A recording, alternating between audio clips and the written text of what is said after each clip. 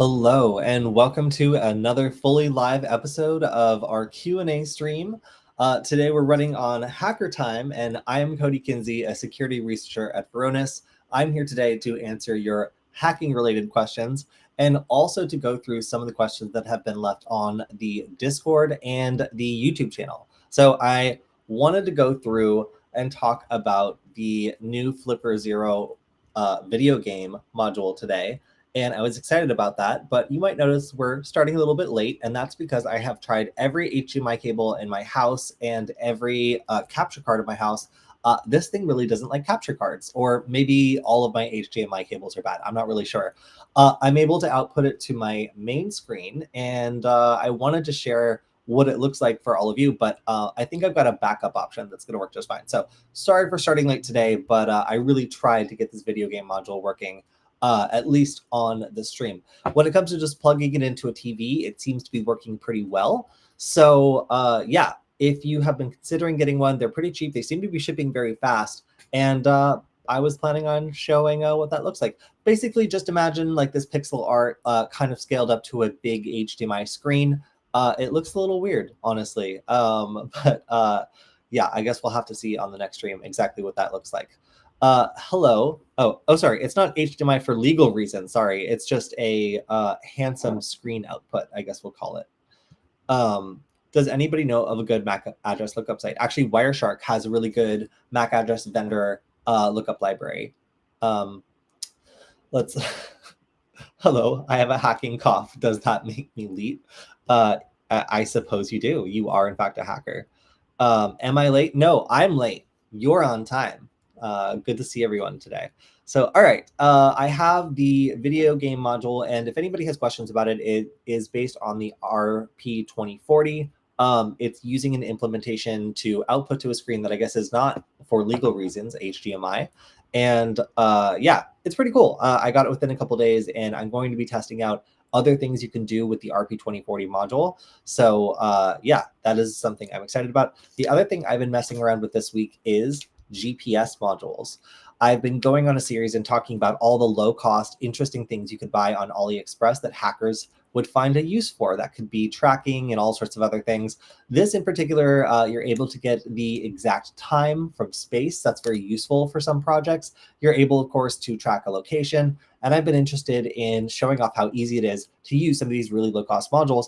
But this is the one thing I really can't do a live demo on without doxing exactly where I am. So we'll find a way. We'll find a way to do it, you guys, but not this week. So that is what I've been working on when it comes to hardware, because as you know, I have been very interested in what you can buy on AliExpress for about $5 and putting together some interesting projects based on those things.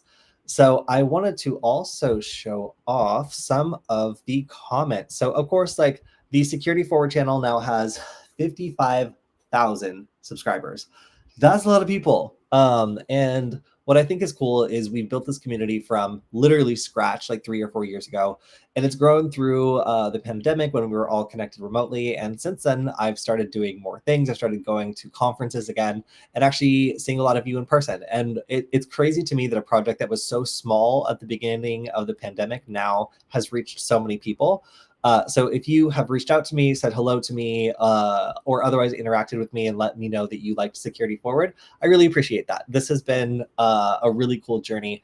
I was not a streamer before we started this channel, and it was only having to be remote that forced us to do that, because we couldn't work on any of our episodes that were like, you know, arguably like high quality short episodes, which was our bread and butter. It kind of forced me to learn something new, and I appreciate all of you for that. So it's been quite the journey. But going through, you know, I feel like some of these questions are as much for the community as they are for me. But this question I cannot answer. So if anybody, I'm going to give it a heart for emotional support, but I have never installed Black Arch Linux on the ARM version of Mac. I can't even, my ARM Mac is like managed. I'm not even like a root user on it. So like, let alone installing like Black Arch Linux on it. So Kody, I'm sure everyone here dislikes Security Forward. Oh yeah, exactly. On the Security Forward stream.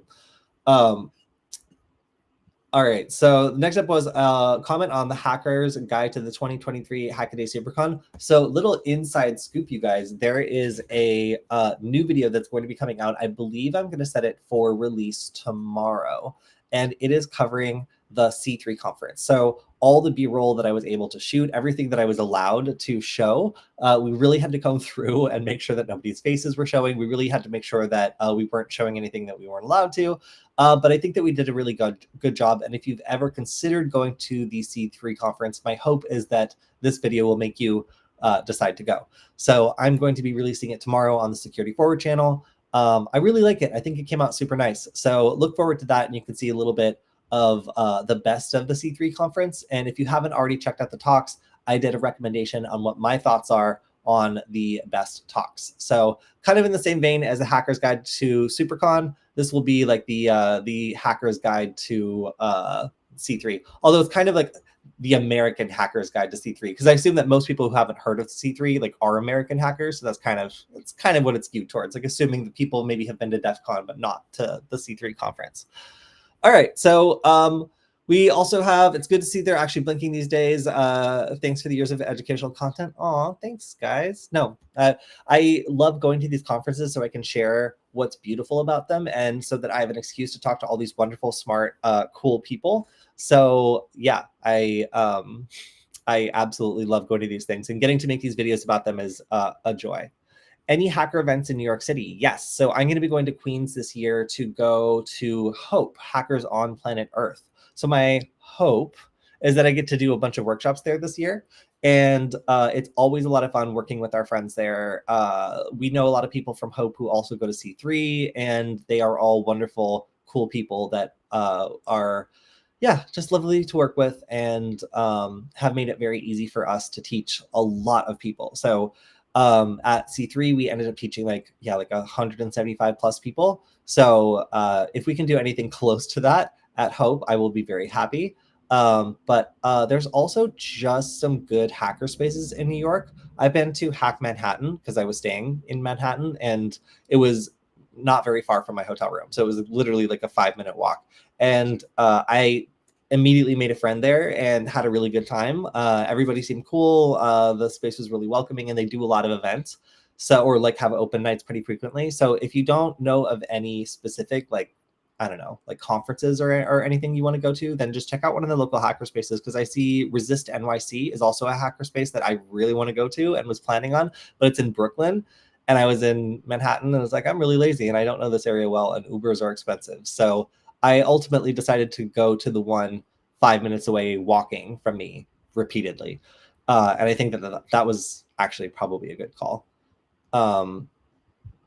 Oh, there's a 2600 meeting this Friday, NYC 2600. Yes. So there's some cool like hacker groups out there that are like affiliated with DEF CON. 2600 is a well-known one. And if you're looking for something to do, that would be where to go. Can you teach us how to hack billboards? I feel like that's one I got to be careful about. So when I used to do the Nullbyte channel, like there was plenty of things I could have done, like how to change gas station price, like sign prices and whatever. We just couldn't do it. We had a really excellent editor named Justin Myers, who continues to be the editor for Wonder How To today. And Justin was the police. Justin became the man, and was telling us like, okay, like these are the ones that are just cybercrime, and these are the ones that like you should actually do. Or like, what is the use case for this? Like, who would actually, like, in what non-malicious way could you do this? I have a hard time imagining in what non-malicious way you would do that. So as a result, I think like the little Justin Myers in the back of my head is saying, don't tell them that one because they'll abuse it and then you'll get in trouble.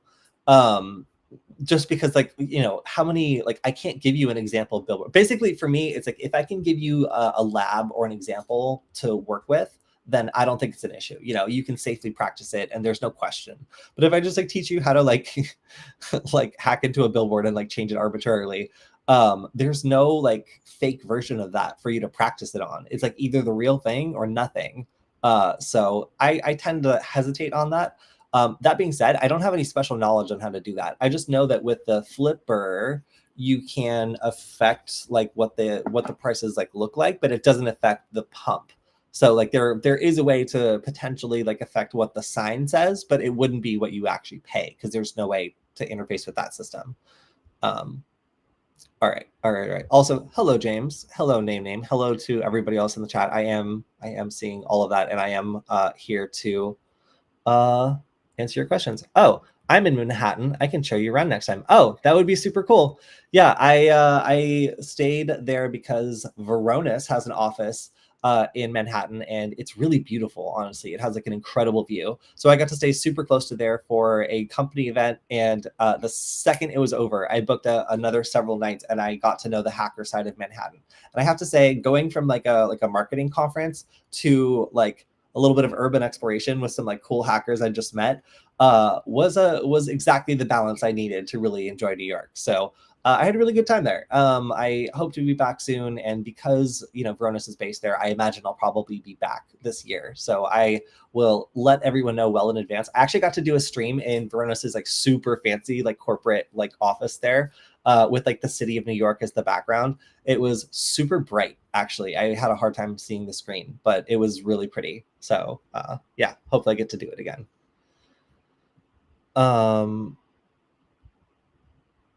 Let's see. All right, so going through the rest of this. So we did this video on hacking computers from blocks away with a Wi-Fi duck, where like we have, I have a Wi-Fi duck actually.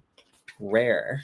So this was a project I worked on with a friend a while ago, where I got to do a lot of like training using these little suckers. And it's basically just a D1 Mini and a SparkFun Pro Micro soldered together. And then I just like taped it too, because like, why not? But the result is you can plug it in, and it's like a USB rubber ducky that's remote. It can go like really, you can remotely control a computer from super far away. So the comment then is, Jesus Christ is Lord, which I assume means like, I'm strongly surprised by this video and shocked by what's possible. I'm just going to give that a heart. All right, cool. So next up, hey, can you do a video where it's possible to inject a reverse shell into the C of a target machine and access it from the SSH in the C2 server? Buddy. First of all, I love being called buddy. So I'm immediately going to take this more seriously than anybody that doesn't do that. I don't specifically, I mean, okay, I do know how to inject a reverse shell. So like, you want me to specifically make a payload for you. And this specific payload is like making a reverse shell in the target machine and accessing it from the SSH in the C2. Like, every once in a while I get one of these comments where I just like, I feel like you're making me do your job. Or like, maybe this is like a test that you have to do for school. I don't know how to do this off the top of my head. I could figure it out, but the problem is like, I don't know what kind of like machine I'm attacking. I'm assuming it's like a Linux machine. But without further scope, it would be a little difficult. We were talking about payloads for the key crock. Man, that was such a long time ago. Yeah, it's been a long time since we've covered any like Hack5 tools for reasons. Actually, no, that's not true. We've been talking about Wi-Fi pineapples recently. And I mean, mostly the reason is just like I'm busy with other things and developing my own stuff. And like when I use Hack5 tools, I'm usually demonstrating a payload type. And it's not so much about the tool, it's about the technique I'm trying to show off. And it just happens to be the best tool for that technique. But yeah, we did a whole series, I forgot, on the key crock and some of these other things. But yeah, sorry, I cannot make this. I cannot make this for you, both because it's not my job and also because I don't know what you're attacking, my buddy, my chief, my friend. So yeah, I'm not sure. All right. So next one is talking about Cubes. Cubes is a controversial operating system. There's a lot of Xcubes users. And the reason is it sounds like a really good idea until you have to like do work, or until you get like yelled at. And so here's the thing, like Cubes runs every little thing as its own like little virtual resource, and they're all split apart. And if one of them gets infected, it has zero effect on the rest of the system. It's like everything's in a box, and it's just notoriously difficult to attack. It's also notoriously difficult to use. So like if you have like, important stuff you need to get done, and one of your virtual machines gets corrupted or goes away, or there's a problem with it, and you can't access it, then you're in a lot of trouble. And like people are going to be mad at you and they're going to yell at you. And it's not going to, your threat model is going to change from, you know, like people potentially infecting you with malware to like your boss potentially firing you. And that change is often incompatible with cubes. So comment is, I ran this on my ThinkPad without any mods other than adding a second battery after install, putting this here to help others if needed. Yes, I don't mean to make fun of Cube's users. I think that it's like a brilliant idea and an awesome operating system. I just think it's like driving like a tank as a daily driver. It's like, it's going to flatten other things unintentionally, and it's going to be hard to park.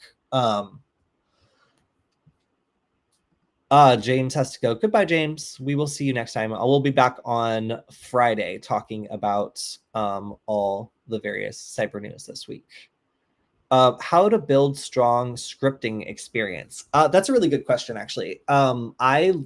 I think that scripting, and specifically bash scripting, is one of my favorite skills. So I learned this skill in community college when my friend and I would attend the computer science club lunch meetings, and we would do this out of spite. And we would show up, and we were like more advanced students than like most of the other students there, or at least we knew a more diverse set of languages. So at our school, people started learning like C++. And that was just like what you had to learn. And then after that, you got to learn like Java. And then finally you got to learn languages like Python or whatever. So we would go in, and I would always make some like stupid Python one-liner. And my friend would always do a bash script. And I would almost always lose to the bash script in terms of who could write the shortest, stupidest, least understandable answer to the computer science question of the day. All, you know, the new computer science students were like using proper grammar and whatever, and their solutions were good. They were like technically correct, but we would just do things with bash scripting. And for me, just Python, that were just stupid and that worked, but you had to have a deep understanding of the way that these tools work before you could use them. So I guess my advice to being a wizard with bash scripting, or just scripting in general, is learning to use the basic tools that underlie them. So like grep and some of the other tools that allow you to like find information, change information, combine information. All these little like underlying tools are what makes scripting powerful, because you chain them together into a machine, you know? If you learn to like cat and grip and like there's all these other little like commands that allow you to like find something, run a program and take the output, format the output, like remove like certain things from the output. Like if you can learn those little tools to format text, it feels like busy work.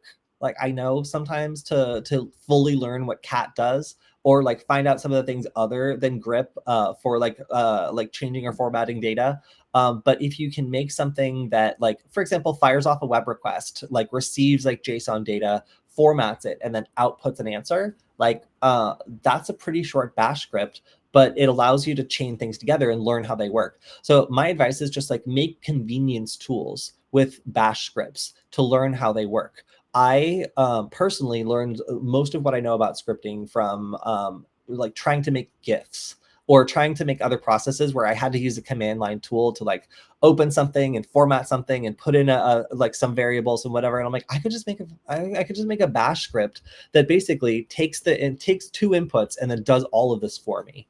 And that's what scripting is for. It's for learning about convenience. And then if you're a hacker, once you learn how to use those tools to make life more convenient, you can use it to make life less convenient for defenders. So bash scripting is cool because you can just have this like, so the potential of bash scripting, the candy of learning this is like, at the end, you can write this one little innocent looking line of bash that does something absolutely terrible that is inscrutable to most people. And as an attacker, like that's a pretty powerful skill.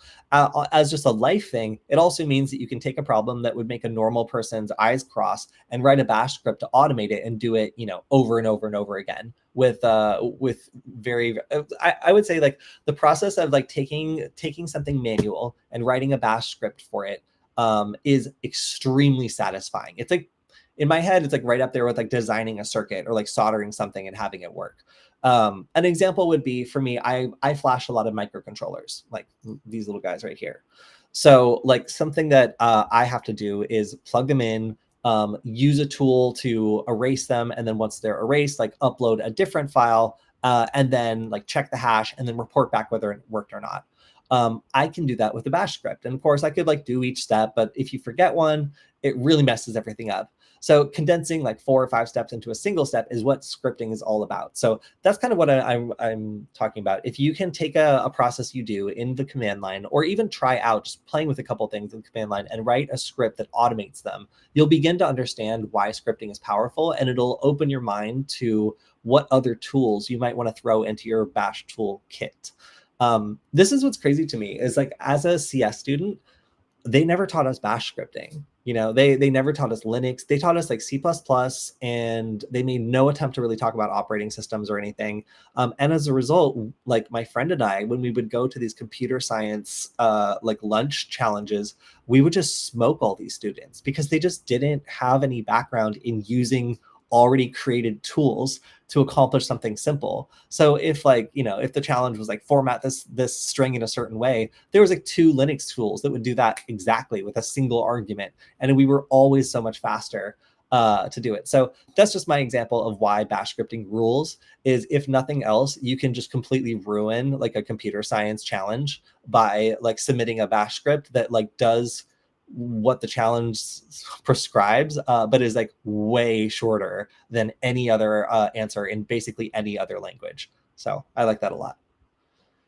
Is a bash like a .bat file? I haven't used .bat files, but bash scripts are .sh scripts or .sh files, or shell scripts is like another way of saying it. So yeah, there's, once you get into bash scripting, there's also like other types of scripting too, that I had to use for a couple like different projects that I got to learn, that like they're called expect scripts, where like you can take something that happens and then make another thing happen. And it's like it's something that like a bash script can't really do, and it's like a special area of scripting. But yeah, once you get into scripting, you learn the basic Linux tools that underpin all of it, and then you learn how to chain them all together into a big like I guess I would call it like an assembly line or something like that.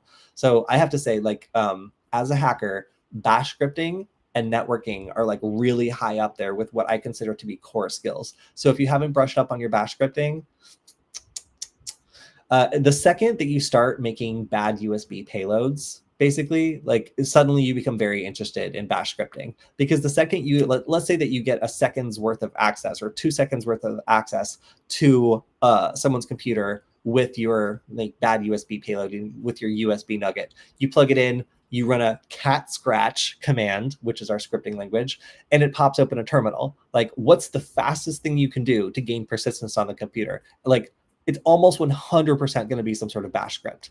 And it's probably going to be injecting it persistently into a cron job or something. So knowing what a cron job is, like being able to like plan something out for, following like the attacker's kill chain, and like getting persistence, and then like staging and like all this other stuff. Like, like you need to know bash scripting in order to make that succinct. So that's like the dark side of the computer science clowning that bash scripting allowed us to do.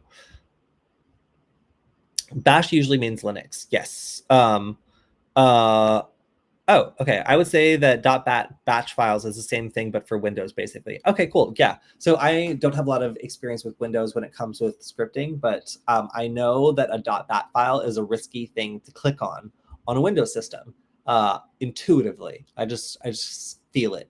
So James confirming for me that yes, in fact, a .bat file is similar to a bash file is good. That means that my hesitation was correct. All right, so sorry, I'm going through comments. Whoa, okay, yes. Unfortunately, I cannot help anybody find anyone, no matter who they are defaming. I am not an investigator. However, I would recommend perhaps a private investigator. Is EC Council BSCS program worth? I haven't taken it, so I'm not sure. Generally, I've heard decent things about EC Council. I think I heard some griping on Twitter about something they did, but I'm not sure. I don't think it was the quality of their classes, but I have not taken it, so I cannot speak to it.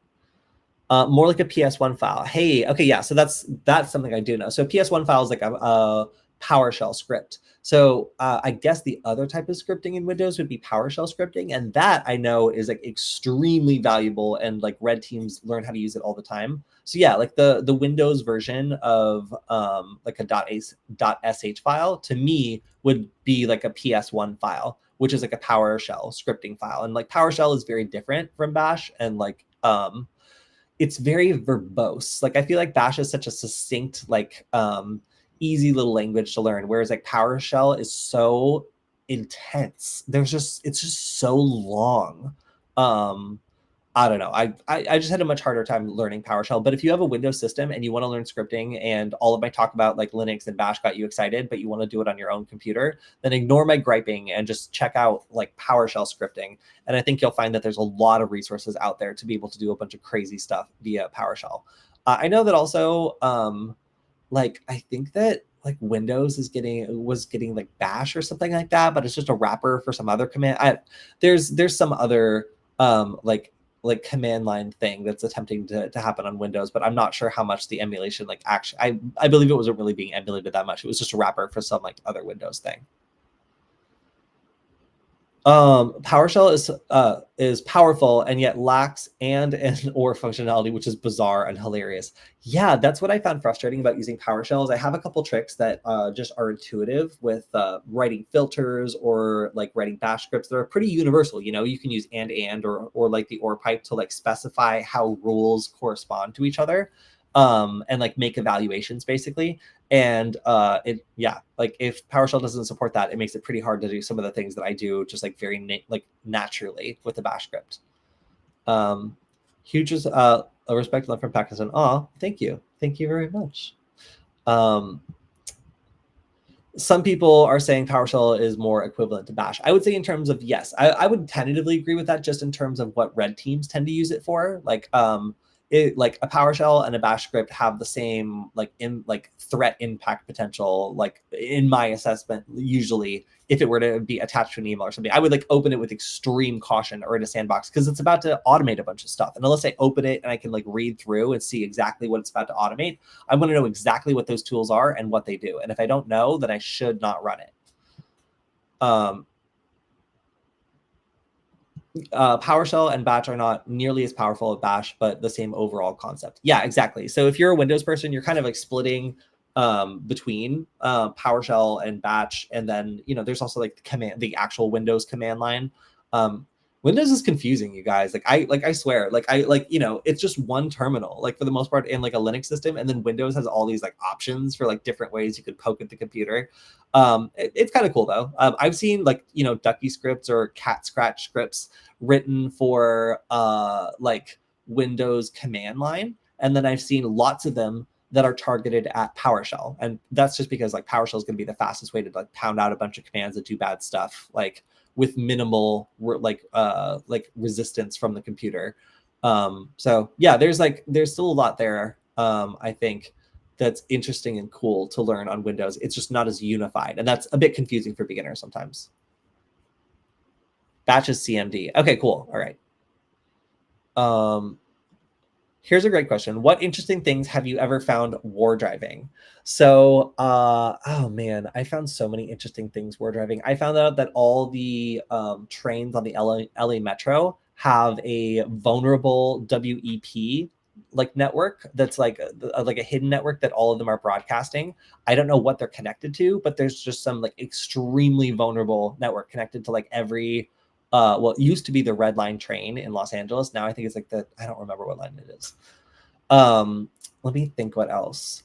One time while war driving in Los Angeles, I discovered that there's just an open Wi-Fi network at the top of Mount Wilson. And it's an open Wi-Fi network. It seems like anybody can join. So I joined, and like I uploaded a resume, and I ended up getting hired at, I think, Uber Eats from that like resume upload. But anyway, I was like, oh, cool, free Wi-Fi up here. That's kind of nice. And I did a quick network scan and to see like, what is this? Like, is this a cabin in the middle of nowhere? And it was connected to like the super powerful antennas at the top of the mountain. And as soon as I did the network scan, boom, I got kicked out of the network. Like, because I had like triggered some like, I don't know, firewall rule or like something. but I just thought it was a cool, free, open network at the top of the mountain. I wasn't aware that it was actually like they just counted on it being so physically far away from the road that no one would get there. But bros didn't know that Wi-Fi is line of sight. So, you know, me like sitting by my car nearby looking at the sunset, I was able to connect to it. And I wasn't aware that I was actually connecting to, you know, it seemed like free Wi-Fi, but I was actually connecting to a bunch of extremely powerful broadcast antennas. What other weird stuff have I found war driving? Like, honestly, a lot. Some things that I think are funny is I have doxed myself war driving like numerous times, just like so much that I have to go back to the Wiggle war driving people and have my information removed at least 2 times a year. So that's just like a habit that kind of happens. That's unfortunate if you do a lot of war driving. You're just like, sometimes you're the only person to like upload stuff, and it just happens to be your own stuff traveling with you.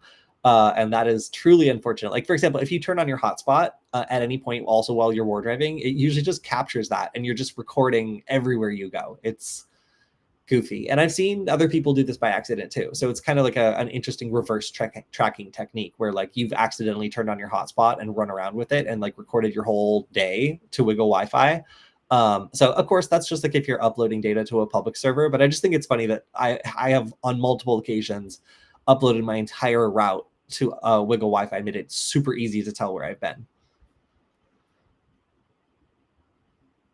Will there ever be a day when the white hats conquer the black hats permanently? Not while there is free will on this earth.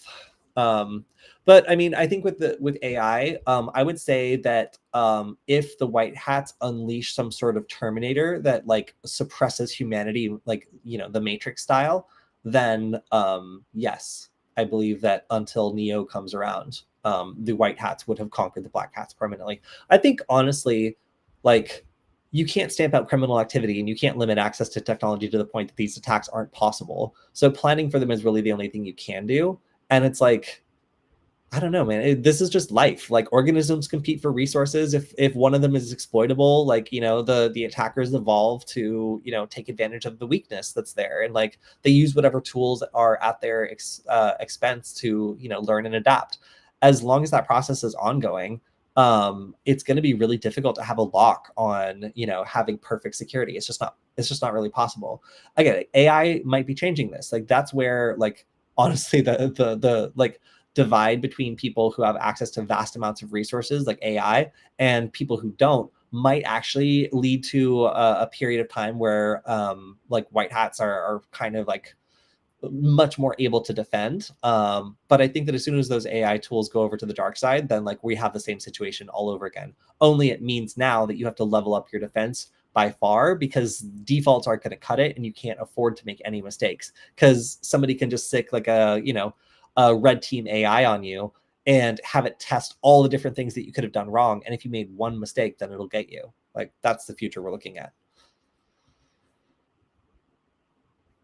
The problem with Wiggle is they don't share your data. You can contribute, but it's hard to search. And they say that the reason they can't do a database dump is because they're not sure how to, or something to that effect. Yeah. Okay. So there's fair criticism of Wiggle. I found that when I was designing a tool that, okay, let me back up. We did this awesome video at some point. I know we just talked about it. Oh no, it's how far Wi-Fi can go. But we did this awesome video on like how far Wi-Fi can go, and it was one of our first videos. And what was cool about it is that oh my gosh, we have so many videos. What was cool about it is that we ended up finding that there was an absolute ton of Wi-Fi networks we could connect to and see really, really far away. So we ended up, wait, I want to see by views. Yes, where is it? There we go. All right, sorry, I just want to show this off. So yeah, this video right here. So I had to design a tool to figure out how far away the Wi-Fi networks I was able to see actually were. So we used Wiggle data in order to do that. And basically what I did was I set up on top of this mountain, and I took out this ridiculous Yagi antenna, which I had thanks to the wonderful and understanding people at Simple Wi-Fi.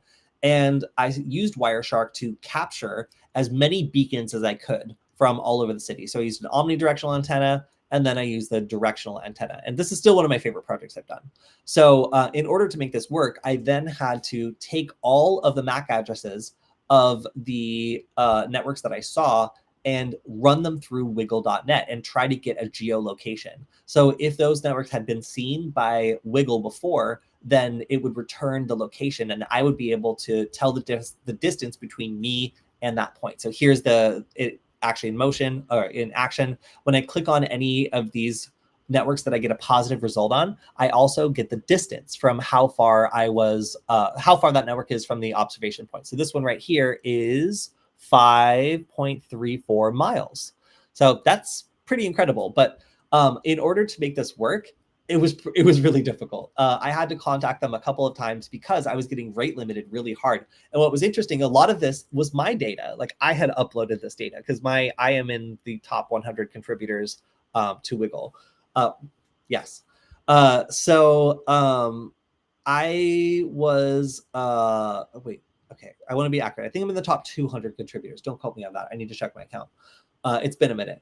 But anyway, yeah, so a lot of this was my data, and like I really wanted to be able to have better access to it. But I was able to contact them and eventually get access within the time limit I had for the show. But like I remember time was short, and like I wasn't sure if I was going to be able to reliably use this technique because of rate limiting. Also, look at how smoggy this day that we finally got out to do this on.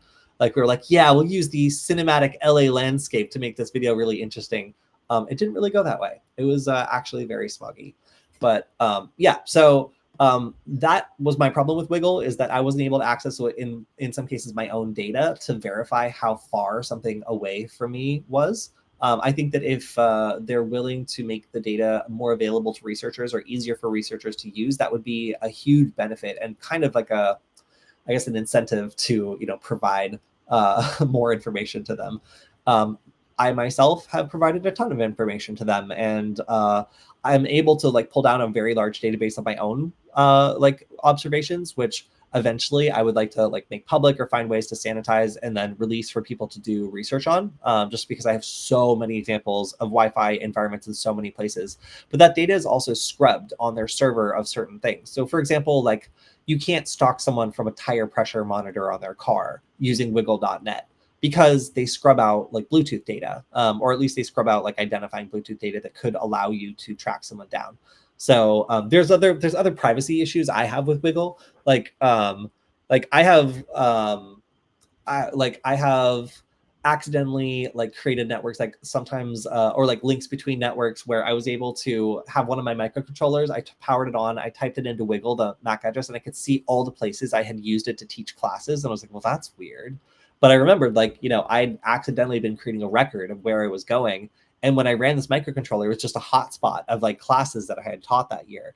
So just keep in mind that when you contribute to a database like Wiggle, or if you're doing war driving and you're centralizing your data, it can begin to create an unintended footprint. That could be, like I said, you leaving your hotspot on your phone. It could be companion devices, like something in your car or in your backpack that has a an access point or a Bluetooth network. Again, the Bluetooth network should be scrubbed from what goes on to Wiggle, but if you were to share your war driving run with other people, that information would be included. So just something to keep in mind. War driving is one of those things that potentially exposes a lot of privacy problems. So as a result, I think the people at Wiggle have done a decent job of addressing this and creating a balance. But for anybody who's using raw files, for example, I used to just drop raw files for people to use in research, where I would just ride the LA Metro for an hour and just record the entire time and then just upload that. And I thought that was perfectly fine. Of course, I was giving away my location and all this other stuff, but for the sake of research, I didn't really care that anyone knew I was riding this particular train at this particular time and in public. So I thought it was okay. But if you were going to go back to your house, or if you were going to do anything else, you would not want to upload a raw Wiggle or Kismet, a GPS run, because you would be making a very detailed, very, very detailed, like list of everywhere you went, and then also potentially devices that could be used to identify you or identify when you are nearby. So just keep that in mind. Like I would say the more sensitive things are Bluetooth, honestly. Like Wi-Fi has gotten a lot better, but Bluetooth, there continue to be Bluetooth devices that never change their MAC address that travel along with you all day. Your headphones, your other accessories, your watch, like all these things that could have Bluetooth in them now. Yeah, like they're with you all the time. And if they don't change their MAC address, which usually they don't, then they can be used to identify where you are. So each person is beginning to have their own unique radio signature. And, you know, it's a cat and mouse game of trying to like identify them versus like staying private. But yeah. Speaking of Wi-Fi, randomized Wi-Fi MACs can be discovered by looking at the second character in the MAC. If a second character is a 2, 6, or A or E, then it's a randomized MAC. That's a really good thing to know for a filter. So let's just talk about MAC addresses for a second. So when you have a wireless device, like a Bluetooth device or a Wi-Fi device, it has a media access like ID. It's basically the MAC address is how I would describe like the license plate of a car. And then when it joins a network, it gets assigned what I would describe as like a parking space, and that would be like its IP address.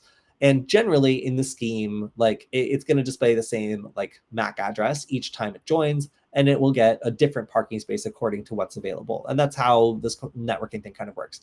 Now, because that MAC address can be used as an identifier, like manufacturers have had to change the way that devices use their MAC address and basically put out a randomized one until they're connected to a known network. And then even that was being used by me, actually, to reveal devices' real MAC address. So if I wanted to track a phone, I could just create a big swarm of networks that they probably had seen before and get their phone to connect to one of them and reveal its actual correct MAC address. So this was a trivial technique, and I demonstrated it relentlessly over the last several years. And as a result, manufacturers have, in part of researchers like me, manufacturers have upped their game again. And now most devices will pick a MAC address either like per network. So like each Wi-Fi network that they join gets a unique but consistent MAC address. So each time it joins that MAC address, it gives the same randomized MAC address. But it appears to, you know, to the Wi-Fi network that the same device is joining over and over. Or like my Pixel, it will pick a completely different MAC address every single time it joins any network, which means to the Wi-Fi network, it looks like maybe 16 different devices are joining if my phone disconnects and reconnects 16 times during the day. So that's a couple different models that are used for MAC address randomization. There's still ways of poking holes in this, which I am an expert at and enjoy doing. But doing this sort of thing does make it a lot more difficult for me to be able to track someone by their wireless devices. So this comment is kind of just talking about how if you're looking for like a real MAC address or a spoofed one, then you can tell that a device is using their randomized one that's not going to be useful for tracking them by looking at the second character in the MAC address. Let's see. So yeah, like I would say that like MAC addresses in general are like super interesting, and like I kind of want to go more into detail on it on another like part of the stream.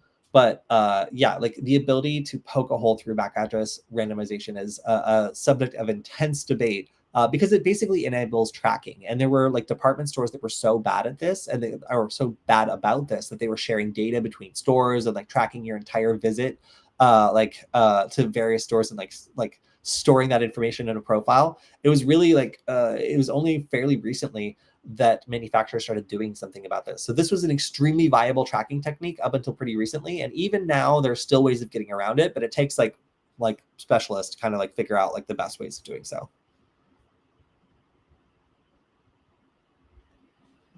Let's see. I accidentally marked a spoofed out-of-country BSSAD I was testing to my work. I forgot to turn off the AP, and Wiggle opens on my phone when connecting to my car's Bluetooth to go home. Yeah, I have accidentally added a lot of networks that I was not supposed to add. So if you guys are not familiar with Wiggle, this is not Wiggle. This is actually my overlay. So maybe I'll show it off. So wiggle.net. That's okay. Let's not do that on the stream. So Wiggle.net has this huge heat map of all the different Wi-Fi networks that have been discovered by various people. A lot of those people being me. In fact, when you go to Los Angeles, you can see the bus line that I used to that's not Los Angeles, that's Santa Cruz. There we go. Look at Los Angeles is like blazing with radiation. All right, let's go here. So you can see that there's some areas that have a lot more heat than others. And my specific zone was downtown Los Angeles, and then this bus line right here that goes up that street and down that street. So I used to have a job where I was paid like $15 an hour to walk around this grid of downtown LA. And like record like how many parking spaces were open. It was for like a parking startup. And as a result, I would just like have a Raspberry Pi with like 2 wireless network adapters and Kismet running while I walked around like this grid. And I just like burned these networks into the core memory of Wiggle.net. Like that's how I earned my current ranking, is this job of just soaking up every wireless network in the densest part of Los Angeles, including the ones that were like up at the top of tall buildings. So yeah. Definitely make sure when you're doing war driving that you are careful when it comes to adding stuff to this. But man, 1.22 billion Wi-Fi networks. A lot of this, well, actually, no, I was gonna say like some of the client observations are obviously gonna like go crazy as soon as we start doing MAC address randomization. But these access points will be consistent. So yeah, 1.22 billion Wi-Fi networks observed.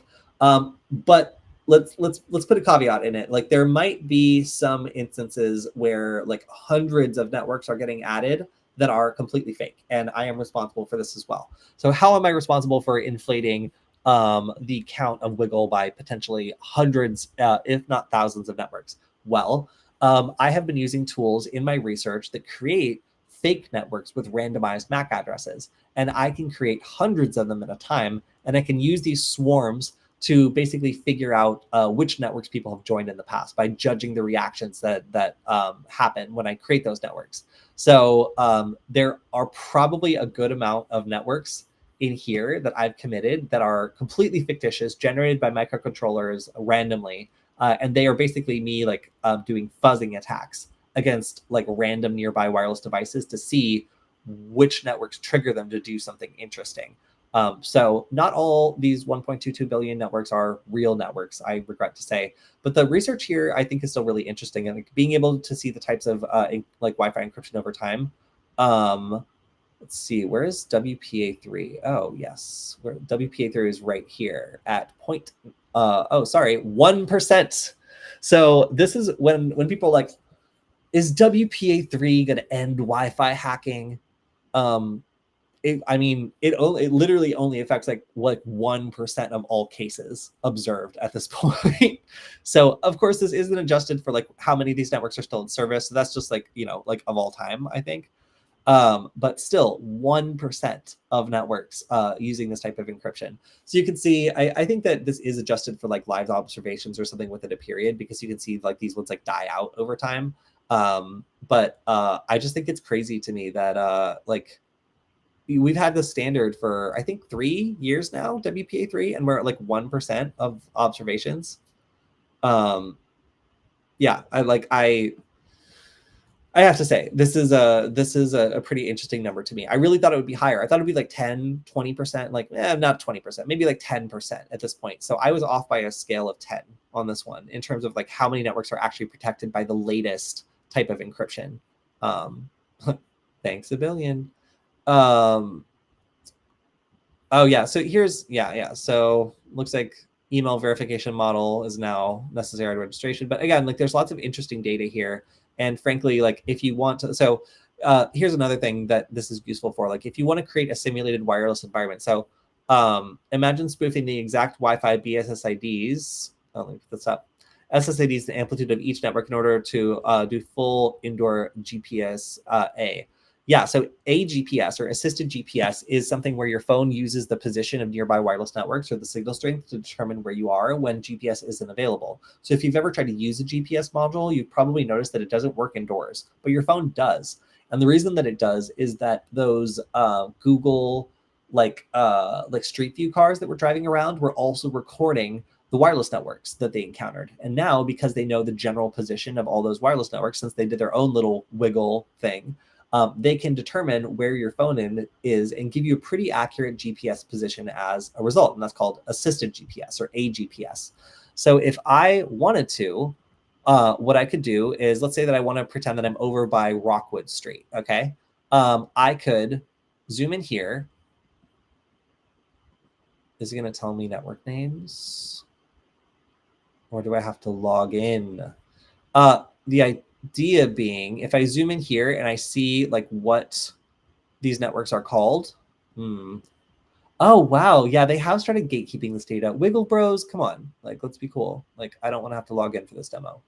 But I can see for example, the names of networks. I can see the like signal strength or the relative position. And what I can do is I can create fake wireless environments. So if you are in an indoor place where GPS doesn't work and there's not many other Wi-Fi networks around, you can make phones think that they are in Mark Zuckerberg's pool. And the reason for that is somebody went through and found which networks are back there according to, wireless observations. So when you create these wireless networks, the phone observes them, it sends it to an API that asks for a GPS location based on those known networks. And then, it receives Mark Zuckerberg's pool as a location, and your pin will drop to there. So you can check in there, you can whatever. Again, this only works if you don't have access to GPS, like if GPS isn't working. So it's not like a way of like spoofing GPS like all the time. It only works in indoor scenarios, and other Wi-Fi networks being around can obviously interfere with this positive identification. But it is a really cool way that you can actually spoof a GPS, and you can use wiggle.net to basically drop a pin somewhere and figure out what networks are around it and then create that wireless environment. You can see it actually work on your phone. It's super cool. Wasn't there a vulnerability in WPA3 that allowed downgrading the protocol? Yes. I believe that there was a number of attacks against WPA3 that if the access point supports WPA2 as well, you can just downgrade it so that it thinks that it is working with a device that is not capable of using WPA3. That's what's funny, backwards compatibility and being able to spoof who you say you are. So if I am a fully WPA3 capable device and I try to join a network that has dual compatibility, I will be expected to use the more extensive and harder to hack challenge to log in. But if I pretend to be a device that's not capable of supporting that protocol, then most of these routers will happily downgrade to using the less secure protocol to log into the network. Really easy to do. And so there's also some denial of service attacks against WPA3.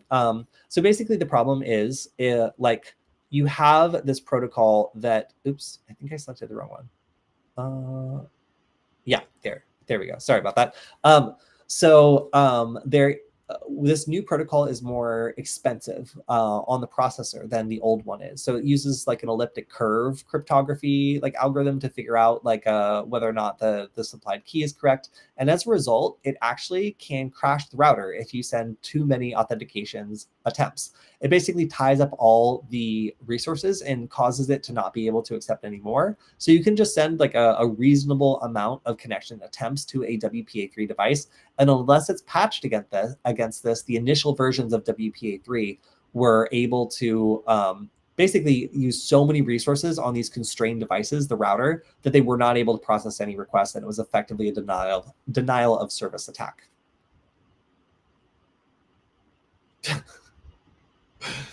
Oh, BT integrated in GPS gives a whole new meaning to pan and scan. Okay, all right.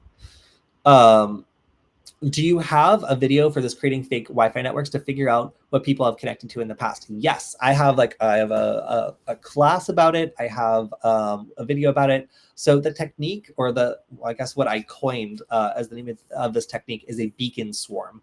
And the idea is that you create a swarm of probable networks that most people have connected to in the past because they're major brands or airlines or hotels or schools or other things that, would be interesting to know, maybe sensitive organizations. And you create this swarm of networks and you wait for one of them to be triggered. And when that one's triggered, you make a note of it and then potentially create a real fake network that they can actually join instead of a swarm of beacons. So if you look up beacon swarm, I made a number of different videos about them and written about it. And I think it's a really cool technique that I saw demonstrated by Matthew Van Hoff in a research paper and worked with Stefan Kremser, aka Spacehoon, to support in the V3 of the Deauthor project. So this was really cool research I got to do like in the trains and in Los Angeles, like exploring like what triggered a big response, what didn't, and kind of tweaking things to work better.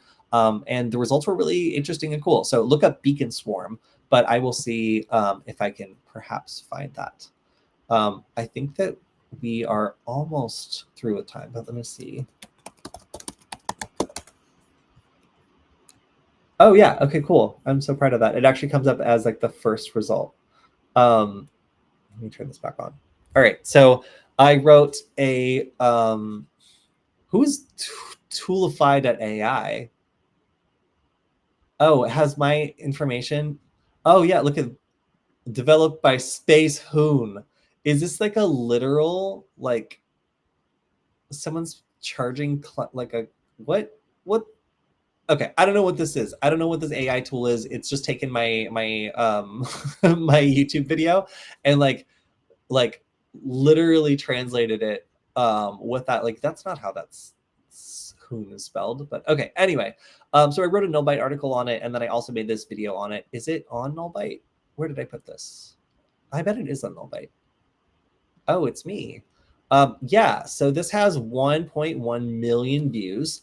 So I guess I would recommend this one. It seems to be the most popular video that I have talked about this technique. And it's one of the things I love about microcontrollers is that in the original paper, Matthew was saying that like with Linux tools, it was only possible to create a couple like fake Wi-Fi networks. But in this, I immediately realized there was a way to do this so that,